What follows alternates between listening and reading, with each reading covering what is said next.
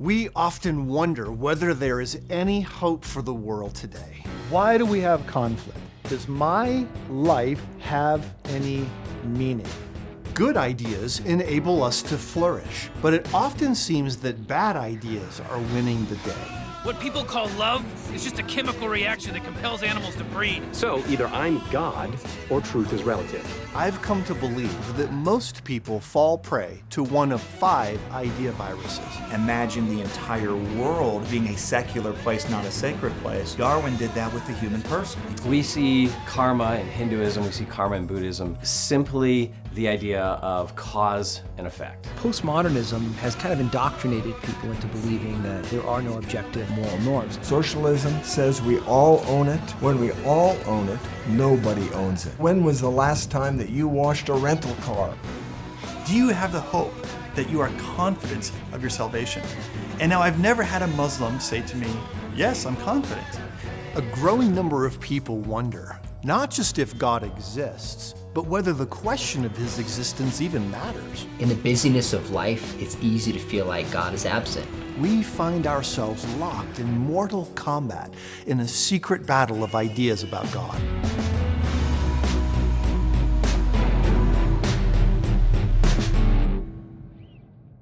Well, welcome back. So glad that you could be back with us. And that was Secret Battle of Ideas About God, one of our latest projects written by our president, Dr. Jeff Myers. It is not only a book, but also a small group curriculum.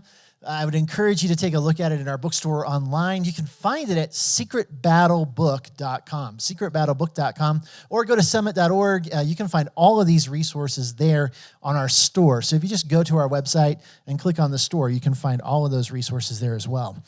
Our next speaker is a little bit unique in the fact that not only is she an expert in her field, she got, we'd like to think, a little bit of her start here at Summit as a student in our summer conferences.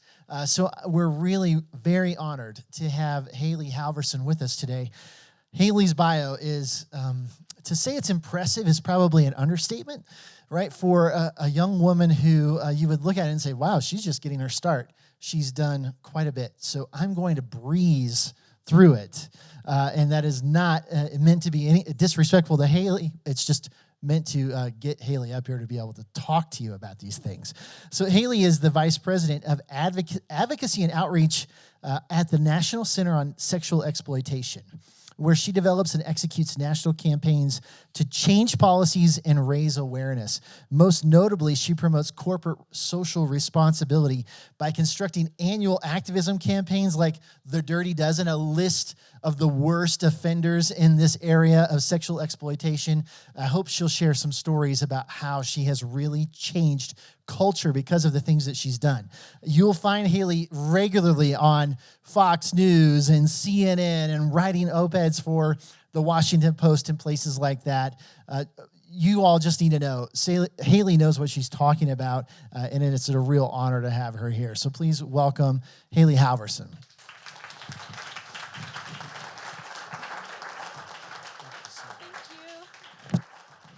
Thank you so much, and for that such a warm and lovely introduction. And thank you all for being here today, getting out despite the snow, and for everyone listening online.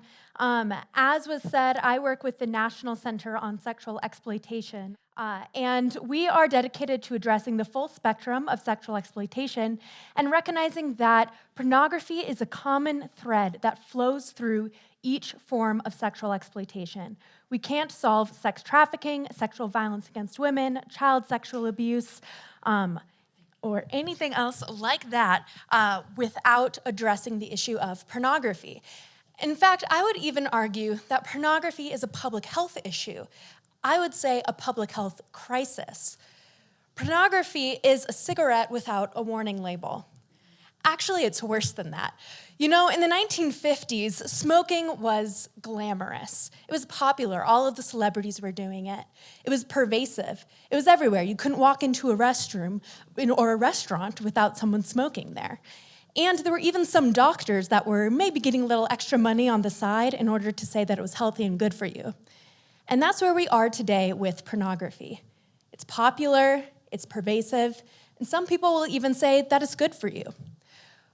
But the reality is that the research and anecdotal stories that are coming out of the woodwork show that that's not the case. Shows that pornography has innumerable public health harms, which I cannot get into all of them today.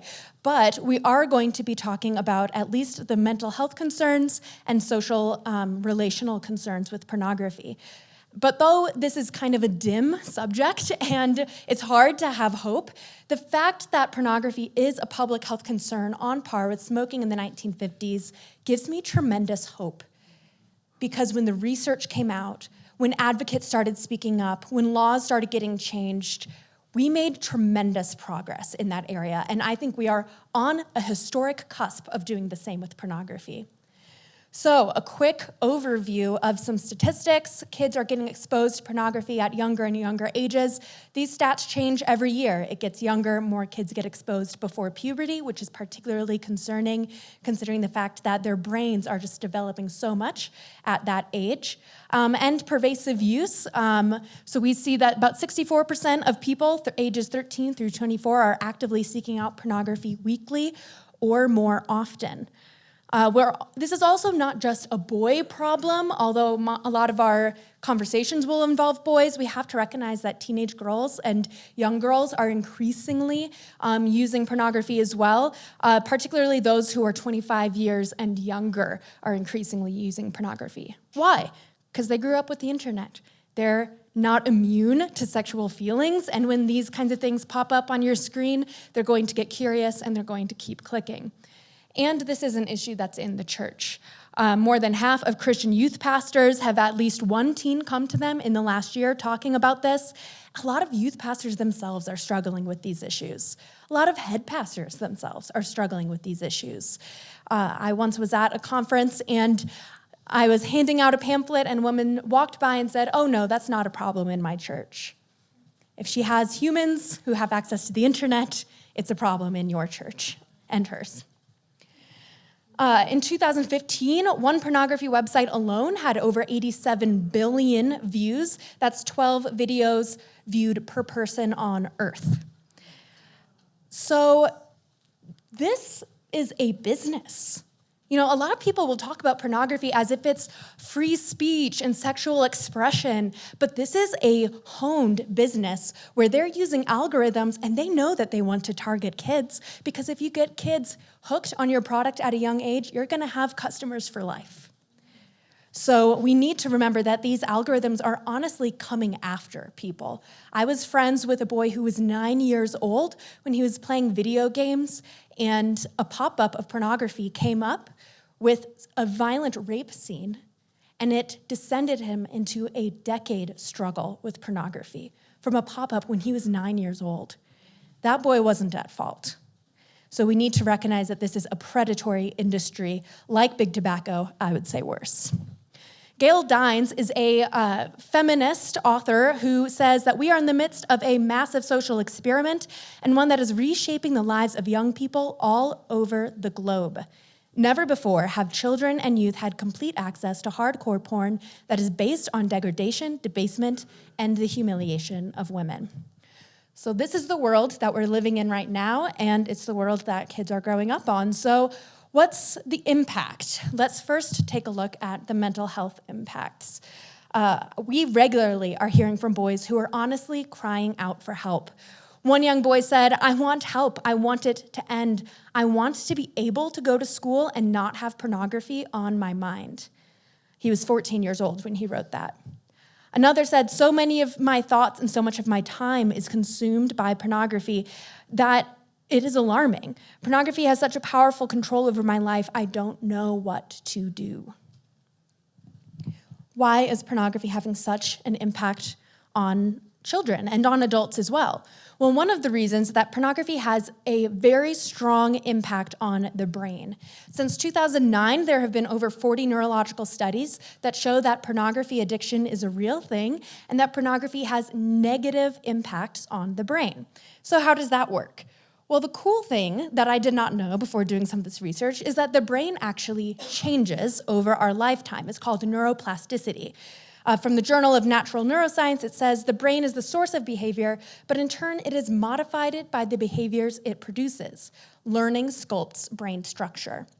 So we've actually seen this in a lot of studies. For example, there was a study done on jugglers, and people who juggle a lot, the area in their brain that controls hand motions grew larger than the average population. Or with taxi cab drivers, the area for spatial awareness in their brain grew larger after they had been driving a taxi for a large amount of time because they were exercising that part of the brain. As was mentioned earlier, neurons that fire together wire together. You grow what you know. We also saw, if there are any students either in the room or watching online, that people in medical school who were cramming for a big test actually had their brain structure in the area of learning grow right before the test. So that is really, that made me feel really happy when I was in school to know it was having an effect. So we know that the brain changes. In fact, the brain changes with every type of learning. And so if pornography didn't shape the brain, it would be the only form of learning that didn't shape the brain. But while constructive things like juggling or studying for a big chem lab are growing the brain, pornography is actually shrinking the brain. A 2014 study found that increased pornography use is linked to decreased brain matter in the regions of the brain associated with motivation and decision-making. That sounds like the areas we want to decrease, right, in our culture. Less motivation, less decision-making, and the shrinkage was more pronounced in the heaviest of users. So we're seeing a very clear effect there. Pornography is hijacking the brain's reward systems. It's hijacking our natural chemicals of dopamine that are made to keep us learning and growing and creating the next generation. And brain scans have seen that compulsive pornography users' brains light up like a cocaine addict's when shown pornography cues compared to normal controls. So we're seeing that the brain is having this effect on our physical brain. So what's it doing then to our mental states? Well, one of the key things that we're seeing in the research is that pornography is incredibly linked with feelings of loneliness. There's a significant link between this. Some survey data of about 1,200 participants seeking help for pornography found that those who viewed pornography were more likely to struggle with loneliness, and also that those who were more lonely were more likely to use pornography. That's kind of a rough cyclical nature that people get in there. You know, pornography, isn't that supposed to make you feel more connected, more happy? You've got dopamine going, you've had a sexual release. Shouldn't that leave you feeling in a good mood the way that it might with a romantic partner? But no, it's leaving people feeling lonely and empty after they're done using it. Pornography, we're seeing, it can become a maladaptive coping strategy. So then it becomes really this cyclical issue where with sexual experiences, there's this twin aspect of intense pleasure and then a soothing release. And this can become drug-like. In fact, in this study, they say it can become narcotic, a kind of escapism where people who are maybe struggling with connection in their real life are then turning to pornography because it's going to give them a momentary escapism from the real world. But the problem is that once you turn off that screen, you're still alone. We're also seeing that pornography is linked with body image and anxiety. 2015 study found that men's frequency of pornography use is positively linked to body insecurity regarding muscularity and body fat, and to increased anxiety in romantic relationships. That's weird. I thought that pornography was this sex-positive thing that was supposed to help us get in touch with our sexuality. Why is it leading to greater anxiety in romantic relationships? Well, we'll come back to that. It's also linked up with depression symptoms. A study of men leaving college found that higher pornography use was associated with less self-worth and more depression symptoms. And this was consistent after controlling for age, religion, race, premarital status, etc. A lot of researchers who are saying that pornography is healthy will say that pornography is only harmful if you're very religious and you feel very shameful about it. But that's not the case. Many of these studies are controlling for the fact of religiosity. Whether someone is an atheist, a Buddhist, or a Christian, people are becoming more depressed with their use of pornography. And it's being linked to impulse control problems. So similar to other studies, men found frequently they had worse moods, greater anxiety, more substance use, impulse control disorders, such as gambling. And the researchers therefore stress the importance of careful psychiatric assessment of people with compulsive sexual behavior, including compulsive pornography use. Now it makes sense that there's a link between compulsive or impulsive pornography use and impulse control problems. It could be chicken or the egg. Maybe someone started with some impulse control problems, and that's how they got here. But again, neurons that fire together, wire together. Are we, pushing back against those impulse control problems, or are we feeding into them? And then there's suicide. One young man wrote, "I came to rock bottom where I was going to kill myself. I had it planned. I was going to jump off of a bridge." He said that he started watching pornography at age 15, and he couldn't not watch it. He said his grades started dropping. His sexual tastes changed to become more extreme, not only more violent, but even going into realms of sexual orientation that he was not personally comfortable with. But he said that it had to be shocking for him to be aroused, and this started to disturb him. In college, he couldn't have sex with his girlfriend because she did not arouse him as much as pornography did. He said there was something disconnected between real life and fantasy. He felt detached from everyone. He said, even if I wanted to have empathy for people, I just simply couldn't feel it. He began having panic attacks and contemplating suicide. His life was only saved when a friend referred him to a therapist who recognized his pornography problem and helped him start seeking help for that, which that in and of itself is so rare. So many people would have never picked up on that is a miracle, that man is still alive. And there are countless stories like him. In my work, I know a lot of individuals who run forums for young men that have millions of young men online talking about their struggles with pornography. From religious to atheist, it doesn't matter. Everyone who is a human is struggling with this issue. And I know that they said not a week goes by where they don't have to call the police over someone threatening suicide.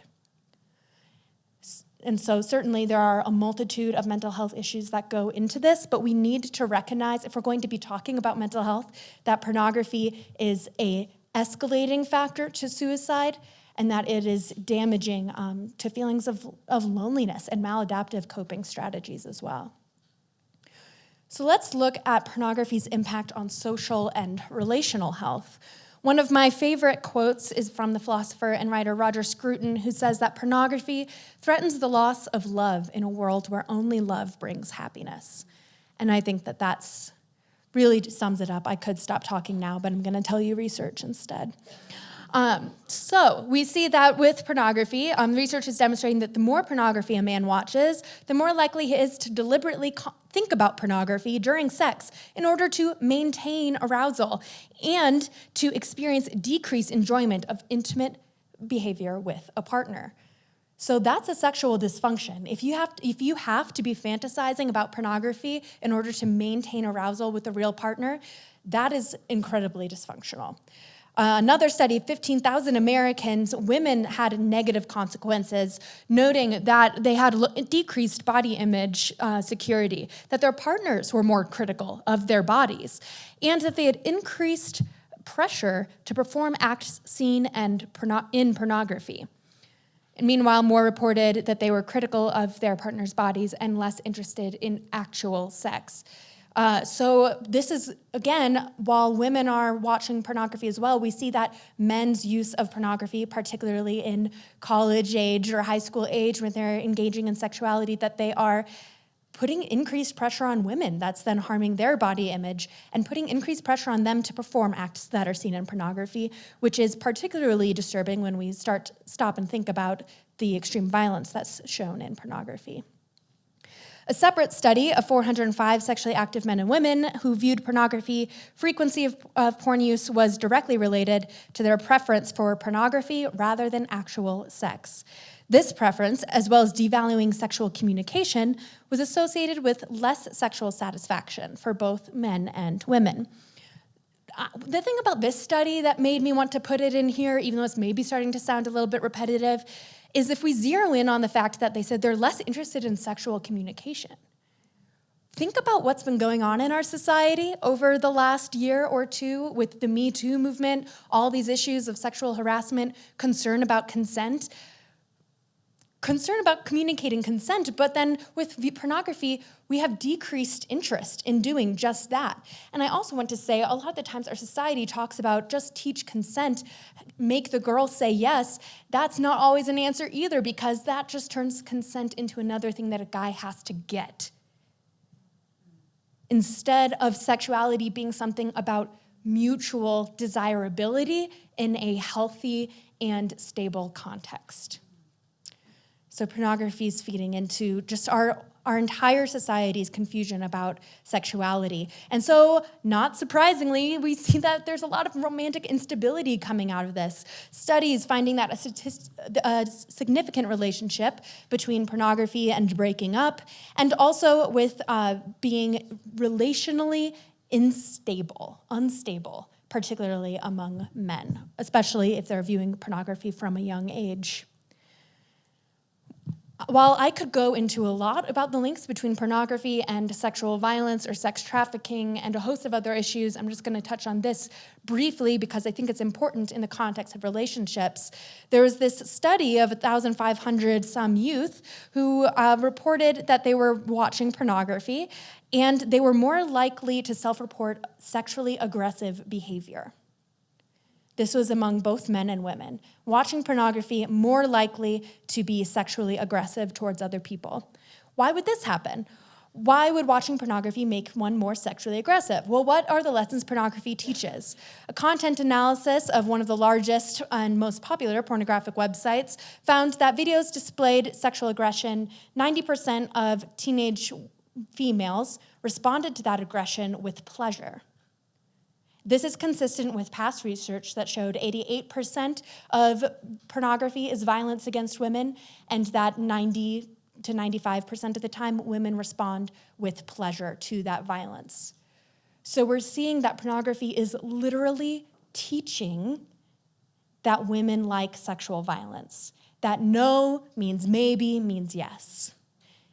And look around at our culture. What are the things that we're struggling with the exact things that pornography is teaching and normalizing? In response to their findings on that same study, the researchers stated that the prevalency of this aggressive and demeaning acts may signal to viewers of all ages that these acts are not only normal and legitimate, but perhaps even expected, thus creating social pressure on both young men and women to reenact them with their sexual partners. Pornography is creating this view that everyone out there is having sex, and all of the women are saying yes to all of the men all of the time, even the most degrading acts, the women like them. And if you're not having that experience, what's wrong with you? Why aren't you having that experience all the time? Anytime that you go to the library, why aren't you having sex with 3 of the women there? There must be something wrong with you. And then there's increased isolation.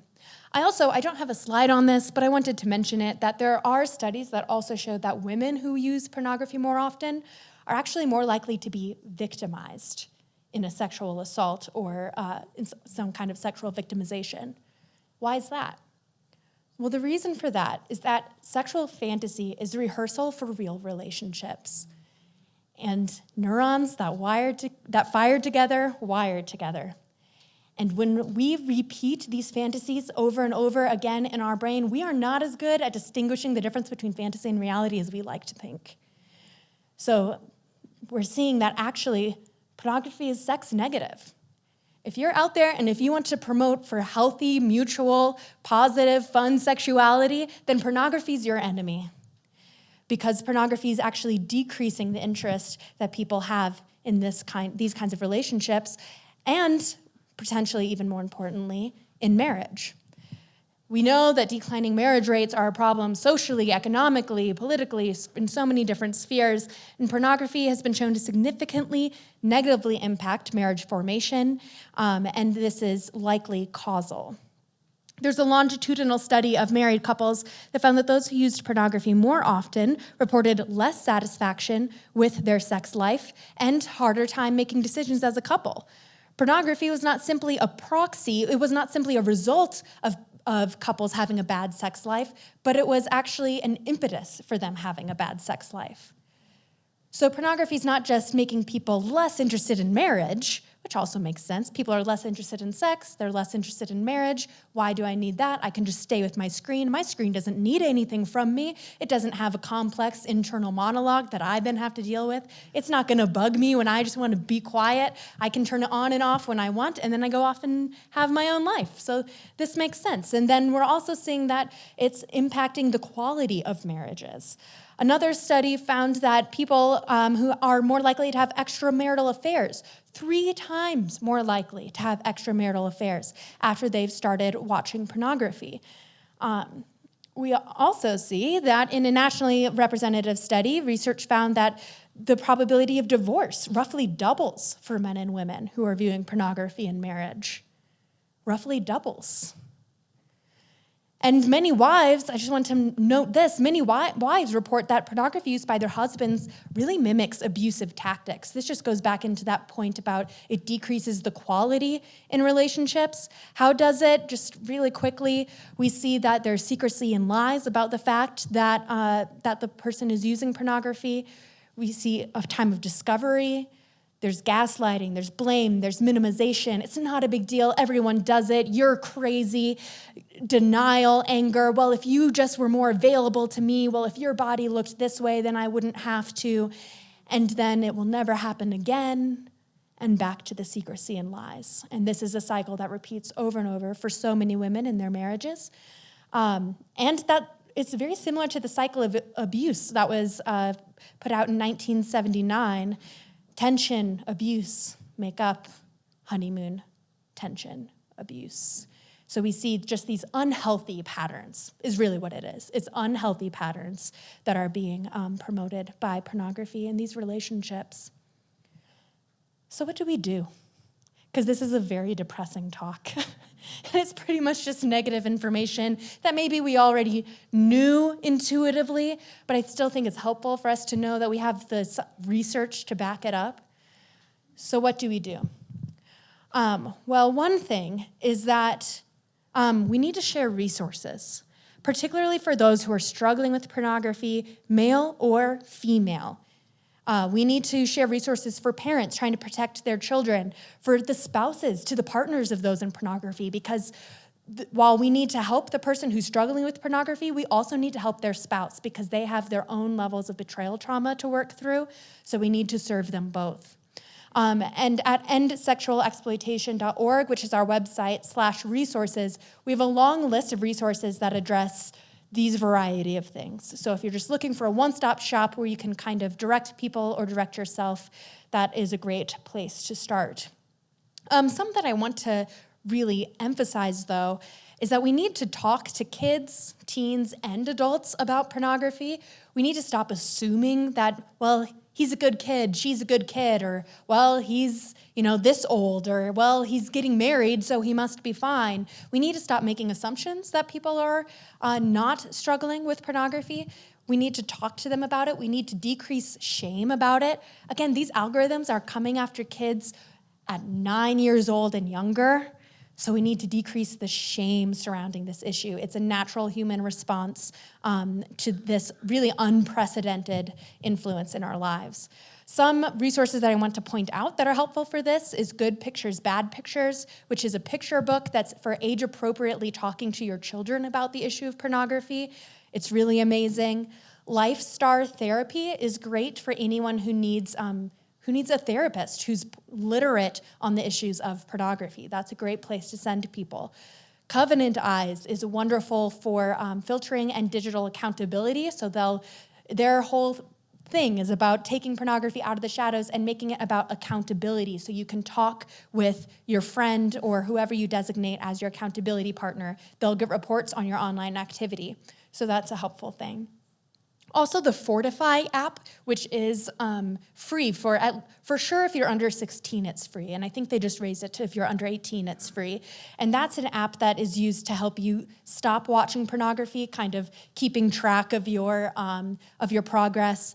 And the great thing about them is that 85% of their users report decreases in depression, and 88% report decreases in pornography use. So I think something that we really need to remember is that our brains are maybe capable of wiring in the wrong ways, but they're also capable of rewiring in the right ways, and that relationships can break, but relationships can also heal, and that the mental and social health impacts of pornography are not terminal. There is hope for recovery, for prevention, for healing, and also for activism. I mentioned earlier at the beginning of this that I believe that pornography is a public health crisis, and that's something that my organization really stands by, which is why the National Center on Sexual Exploitation in 2015 wrote a model state resolution declaring it as such. A state resolution declaring pornography a public health crisis. And as of this last week, 15 states have passed that resolution. Yes, 15 states. We are at a cultural tipping point because all of this research is based on real people. All of those numbers that I was throwing out there, 800 people, 10,000 people, 15,000 people surveyed, those aren't numbers, those are real people whose lives have been impacted by pornography. And we're at a cultural tipping point where if we can just stand out and share the fact that this research is here, share the resources, I do believe that we're going to reach that tipping point that we did with smoking in the 1950s. You know, with the Dirty Dozen list, which you can learn more about at dirtydozenlist.com, we go after mainstream companies that are facilitating pornography along with other forms of sexual exploitation. As a result, we got Google to stop linking ads to pornographic websites. We got Hilton Worldwide, Continental Hotels, Hyatt, we got 4 hotel chains to stop selling pornography on their in-room guest rooms, on their TVs. We got the Army, Air Force, and Navy to take pornographic magazines out of their base stores, right? Think about the issues that we have with the military sexual assaults that were being fueled by pornography, literally being sold by the military. And now we're one step closer towards solving that problem. So I just want to leave you with a message of hope that while these issues are vast, awareness, resources, and then taking action really can make a difference. So thank you all so much for being here, and have a great rest of your day. Wow. We have 8 minutes and 56 seconds. There is not enough time we can to do it. unpack all of this. But why, just on a personal level, why this issue for you? That's a good question. I'm 26. I was born the same as like www. So that was me. And pretty much everyone I know has been struggling with the pornography issue. Every boy that I've dated, and I've only dated good Christian boys, has struggled with this issue. And I've had friends who not only have struggled with pornography, but then have been abused by maybe another child that was struggling with pornography, or by an adult who used pornography to groom them in the sexual abuse process. So for whatever reason, I've just seen the carnage. And in a way, that's one of the reasons why I have some hope, because I think I'm not the only one who's seeing this. I can't be. So so that's just what led me into it. Yeah, wow. So, I mean, it seems overwhelming. Those statistics, I mean, I want to just cry. I really do. I do sometimes. Yeah, I bet. How do we, I want to get you back on a roll. You know, how do we make a compelling case to someone who says, this is not a big deal, really? You're making too big a deal out of this. This is just for social scientists. I would say ask them about, well, whether you believe in evolution or not, the brain has been around for a while, right?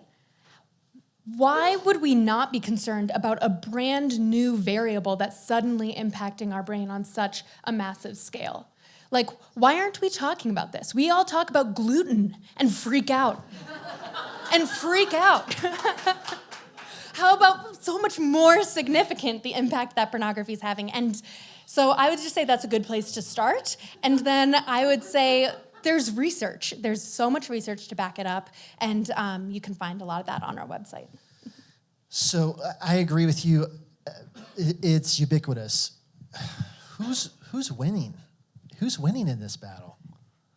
We go back and forth. We're neck to neck, which is why we need all of you who are online and in the room.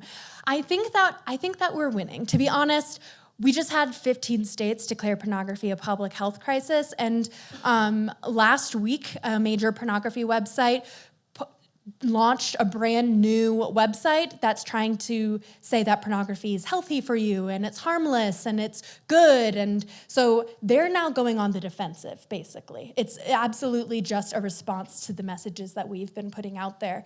So I think that the pornography industry is scared, as it should be, but I think that there's still obviously more work to do to get the message out. You're making the case that we need to do something. And I think to myself, okay, well, I mean, I can personally do something for me, but what can I do to act? I mean, you're the expert in changing, whole businesses in this area. What kinds of steps can normal people like us actually do to make a difference? Yeah, well, there's so much that you can do. I mean, I mentioned the thing about these 4 hotel chains, and if you go to dirtydozenlist.com, we basically have a lot of ways that you can take action from your laptop or from your mobile phone. You can send emails to corporate executives, pre-written tweets. We've got stuff already there just waiting for you to click on it and make it happen. And it actually does make a difference. At one point, a couple years ago, a Hilton Worldwide executive called us and said, "We're getting 1,000 emails a day from people through your website. How do we make it stop?" And we annoyed them into doing the right thing. And so it actually does make a difference. And I think you can go to dirtydozenlist.com, but also just in your own life, challenge sexual exploitation at every single opportunity you get. Go and talk to the store manager. Be the annoying person that's going to make a big deal about Sports Illustrated swimsuit issue, being in the checkout aisles and sexually objectifying women and treating them as objects. Like, if we just keep challenging it at every single chance that we have, then I think that's when we're going to see big social change. Yeah. What is it? I mean, what is it about this particular? I saw that you quoted "Fight the New Drug." What is it about this drug that makes it so appealing, so addictive? I think I've heard from people. This is not in any study, but I heard from a couple people who struggled with both substance drugs and pornography that pornography was harder to kick. Because pornography taps into something we're biologically wired with a desire for sex. We're not biologically wired with a desire for cocaine. So it's so much more difficult to unwrap ourselves from that because we have this internal drive towards it, which is a good internal drive and something that we should be using in the right contexts. But yeah, I think that's the reason why it's really difficult for people to kick. You talked about these different effects. Go with me for a minute to what if. What if we don't do anything? What does society look like in 20 years when my kids are having kids? What are the implications? Oh, I try not to think about that. Really dark. Honestly, I think that as I've said a couple times, we're on a turning point, and that gives me so much hope and so much vigor for us to all start working and actually taking this issue as our issue and not just waiting for someone else to handle it. But we're at a turning point, which also means it could go the other way. And I think that the other way involves just children getting pornography younger, sexual violence continuing to increase in our society, prostitution and sex trafficking increasing. We're already seeing big fights in that area where people are just, as I said, sexual fantasy is a rehearsal for real life relationships. And when you're using pornography, it could be a whole other conversation, but it normalizes you to the idea of purchasing another person for sex because people are objects anyway. And so that increases sex trafficking. So really, we are just on this cusp of a really important time for especially people of conviction and of faith to stand up and say, maybe it's awkward and maybe I don't get as many likes on Facebook anymore for talking about this stuff, but this is an issue where we need to name it and talk about it now. I would assume that you get approached by people when you're out speaking about things like this who really have a problem. And what do you tell them to do? Because I'm assuming 1,000 people are watching online. You get 10 people in a room, and there's going to be people struggling with it. So what do you tell them? Just give them a call to action as well. Get resources. Don't let it stop here. Go to endsexualexploitation.org/resources. And again, from there, you can have your choice of therapy. There would be therapists that just work with you online. There's just online anonymous programs that you can go through without ever having to tell anyone who you are. There's ways that you can get online accountability. There are so many people who are trying to respond and give resources. So just don't assume that you're alone. So many people are struggling with this, and don't assume that there isn't hope because so many people have overcome it. Yeah, that's right. That's great. Haley, thank you so much. It's great to have you here. Thank you so much, everyone. Thank you for tackling this issue. We all need to follow your example to be the person who just won't stand for anything less than a solution. So thanks for fighting. Thank you. Yeah. Thank you so much.